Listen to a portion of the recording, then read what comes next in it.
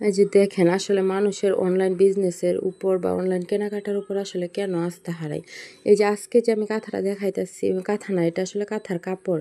এই কাপড়টা হইতেছে যে আমার এক কাস্টমার ভাইয়ার অন্য এক পেজে দেখে পছন্দ হয়, পরে উনি হইতেছে যে আমারে বলে, আপু আপনারা সেলাইগুলো যেহেতু অনেক সুন্দর, মানে উনি আগে আমার কাছ থেকে কাঁথা নিছিল, পরে হইতেছে যে উনি এই কাঁথাটা বলেন যে কাপড়টা আমার কাছে পাঠাবেন, সাথে আমি যেন আর 2টা কাপড় দিয়ে, মানে মাঝখানে একটা এবং আরেক পাশে একটা দিয়ে যেন আমি কাঁথা বানায় দিই। পরে আমি আচ্ছা বললাম যে হ্যাঁ পাঠিয়ে দিতে বলেন। এখন ওই কাস্টমার তো দেখে নাই আসলে কাপড়টা সামনে থেকে, উনি যেভাবে ছবি দিছে দূর থেকে সেইভাবেই দেখছে। পরে আমি কাঁথার কাপড়টা হাতে পাওয়ার পর আসলে আমার নিজেরই এত খারাপ লাগতেছে যে মানুষকে এইভাবে কি করে ঠকাইতে পারে। আচ্ছা আপনারা দেখেন তো যে এই কাপড়টা কি কোনোভাবে কাঁথার উপরে দেওয়া সম্ভব?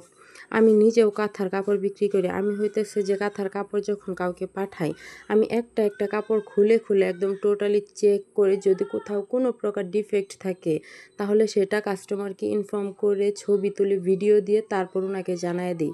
এবং আমি হচ্ছে যে একদম যেগুলো বিক্রি করি কাপড়গুলো একদম বেছে বেছে বিক্রি করি। কোনোভাবে আমি, মানে আমার কাস্টমাররা আমার কাছ থেকে টাকা দিয়ে কিনে নিয়ে হইতেছে যে আসলে হতাশ হবে, এটা তো হইলো না। তাহলে আপনারা দেখেন যে এই কাপড়টা কি কোনোভাবে আসলে উপরে দেওয়া সম্ভব? সম্পূর্ণ কাপড়ে এরকম দাগে ভরা, আর কাছ থেকে কাপড়টা একদম একদম কি বলবো, গরমোছা ন্যাকড়াওয়ের থেকে ভালো হয়।